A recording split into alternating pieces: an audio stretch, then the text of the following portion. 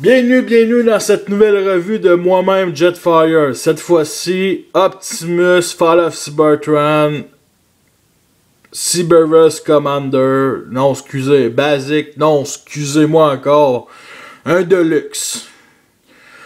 Comme vous voyez, vous connaissez l'histoire des Deluxe de cette année, ils ont rapetissé, et si boy, regardez la différence entre un Deluxe de 2010 et Deluxe de 2012.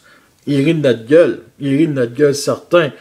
Au moins c'est une figurine que j'ai coûté juste, ça m'a juste coûté 8$, fait que, une chance, man. Je veux dire, sérieux, les personnes qui l'ont pris à plein prix, j'espère que vous l'aimez vraiment, parce que, je l'aurais pas acheté plein prix, je m'en replains aux commissions du consommateur, même j'aurais gagné pareil. Bon, c'est pas grave, là. Passons à autre chose, là. Bon, ben, tant qu'à ça, on va comparer avec Bumblebee. Bumblebee qui est supposé être plus petit qu'Optimus Prime. Et c'est bon, je sais pas ce qui se passe avec Optimus. C'est ça. C'est ça l'évolution des Transformers depuis une couple d'années. On m'attendait qu'avek les Movieverse, ça change vraiment gros. Je m'attendais vraiment que c'est l'évolution. Oui, pas vraiment. Bon. Autre que la grandeur, on va parler de... Arrêtez, moi je le trouve quand même beau, ok? Un beau petit camion cybertronien, ressemble beaucoup aux versions Huawei 10. Pour les incultes qui savent pas c'est quoi Huawei 10, c'est ce qui se passe avant G1. Et non, War for Cybertron et Fall of Cybertron se passe avant G1. Non, ça c'est juste un autre univers. Vous dire, War for Sun, Fall of Cybertron, c'est plutôt si G1 a été inventé aujourd'hui, c'est ce qui serait passé avant. Mais bon, un camion cybertronien, des belles roues avec des beaux signes, c'est quand même ce qu'on voit vraiment, c'est quand même fidèle à ce qu'on voit dans le jeu vidéo. C'est tu sais, les sites, c'est les points. Vu de ça ressemble, fait beaucoup penser au entour de cette figurine-là. Ça fait quand même un peu penser à ça, tu sais. En tout cas, le torse qui est ici, le torse qui est là, en tout cas, ça fait penser un peu. Pas plus grave que ça. Les points qui sont... on peut pas vraiment les cacher. C'est ça un Deluxe aujourd'hui, là. Bon. À part de ça, il est mignon. Faut l'avouer, il est très mignon, vu plus il est petit, plus c'est mignon, là. Fait que c'est quand même cute. Avoir aller, couleur grise terne ici, noir, il y a quand même de la gueule, cette figurine-là. Le design, il y a de la gueule. Je veux dire, tu sais que... Tu sais, il y a de la gueule. Un gros pare-choc. Aussi... tu sais, mais il est courbé. La manière dont c'est fait, il est trop courbé. Genre, c'est comme si Optimus, il checkait toujours le devant de soi et non... tu sais, je veux dire, de loin. Quand il roulait. Fait que, tu sais, c'est vraiment fait de la manière... avec un certain degré, en tout cas, c'est pas plus grave que ça. Les deux signes Autobo ici, j'aime quand même les couleurs, c'est quand même... c'est sûr que les couleurs du mode japonais seraient meilleures, là, mais j'aime quand même les couleurs. Bon, c'est les trois propulseurs gris qu'on peut quand même les déplacer de même. Vous savez c'est quoi ces pièces-là? C'est des pieds. Bien, ça se connecte bien. C'est quand même une belle petite figurine comme ci, comme ça, mais sacrément qu'ils ont fait ça simple. Ils ont fait ça simple, là. Bon, commençons la transformation. C'est bien simple. On va sortir les pieds, comme ça. On replie les jambes. Nous sortons les pieds, comme ça. Et comme ça. Les clips, tu reclipses. Ben, comme ça. On a déjà, bon, les bras, on sépare le pare-choc. Comme ça. Bon. On tourne le torse vers l'avant. Nous plaçons les bras. Les pare-chocs, nous mettons en dessous de l'avant-bras. Nous replions comme ça. Nous tournons 360 degrés. Nous tournons 360 degrés le bras. Et voici le bras. Ce qu'on peut dire. Même chose avec l'autre. On met ça avant. On tourne 360 degrés. Le point. Et c'est ce que ça donne. Bon, maintenant, une petite gimmick comme ci, comme ça. Pouf, pas vraiment fun. Bon, on pousse ici la partie grise. On lève la partie rouge. Et en faisant ça, les bras se placent correctement. Fait que nous rebaissons les bras comme ça. Et nous remontons un peu la tête d'Optimus.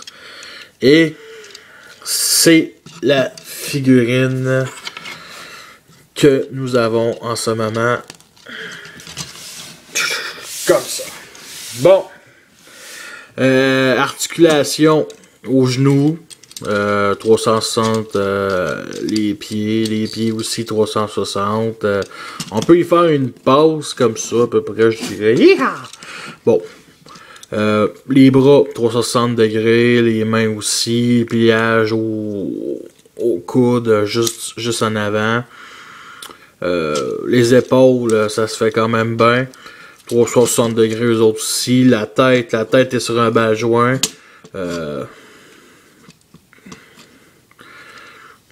Ça tourne. Pas du light piping par contre. Non, vraiment pas. C'est pas plus grave que ça. Une petite tête bleue là.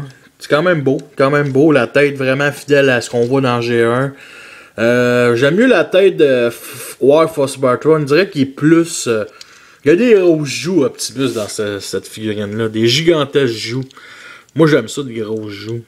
Mais, en tout cas, ça y fait pas super bien. Ben, en tout cas, il y en a peut-être qu'il y en a qui aiment ça, mais j'ai jamais vu du monde critiquer. Même chose avec toute l'articulation. 360 degrés au bas du torse. Vraiment, les articulations est quand même vraiment cool. Là. Ils ont vraiment exploité. Bon, les détails. C'est une belle petite couleur brun, gris foncé. Une autre sorte de gris. Au moins, c'est différent du gris pâle. Quand même très bien détaillé. J'aime bien les détails ici. Le gris pâle ici, le fusil noir, les vitres noires, gris. Signe de turbo un petit peu argenté, mais c'est correct. Couleur est quand même... ça aurait pu être pire. Mais ça aurait pu être mieux, mais c'est le minimum. Bon. Bon, le torse est peut-être un petit peu trop, tu sais, il dirait qu'une grosse poitrine, mais tu sais, c'est bien bizarre la manière dont la figurine est faite. C'est comme tout est coincé ici, puis les bras sont comme... vu que les roues sont de l'intérieur, ben ça fait un peu laid. J'aurais aimé mieux les roues l'autre bord, vraiment, là, ça aurait été un petit peu mieux. Mais à part de ça, là, c'est quand même une figurine, quand même le fun, sérieusement... quand même pas si pire. Vu de derrière, le torse, aucun pack page. Tu peux mettre le fusil ici, puis ça forme un peu comme des propulseurs. Fait que vraiment, le back, là, le backpack, il est vraiment cool. Puis c'est peut-être ici les pièces de pare-choc qu'il faut qu'on met derrière les avant-bras. Là. Ça, c'est un peu ridicule. Puis ici aussi, le fait que ça se plie de même. Ben ça fait un creux, un énorme creux dans ses bras. Mais il aurait pu juste faire un bajoin ici pis ici, mais ça va avec la transformation. Est-ce que c'est une figurine qui quand même vaut la peine? Oui, mais pas au prix initial. Bon. Là, je vous compare tout de suite avec l'Optimus Prime de War Force Bartron. On voit tout de suite la différence. Puis un Bumblebee qui reste le même design des deux jeux. Fait que on voit vraiment la différence. En tout cas, cette figurine-là mériterait vraiment un Voyager. Vraiment, Optimus là mériterait un Voyager parfaitement dans celle-là. Mieux faite, avec toutes les... peut-être pas les mêmes défauts, mais les mêmes qualités de ce jouet-là. Fait que... puis, je vais vous finir en faisant un peu de description de l'arme. On peut le mettre comme ça aussi. Mais bon, moi je le trouve bien plus beau de même. Mais ça ici, ça je pense je vais le couper. Puis ça, vu que ça représente un peu comme son arme de G1, un genre de hommage, Ben, c'est comme ça formerait, son bras formait un gros fusil. Et ça ici, c'est qui est comme le même fusil que dans G1, c'est trop gros. Fait que ça aurait été coupé ici, là, j'aimerais ça, là, c'est peut-être couper ça ici. Mais c'est quand même une bonne figurine.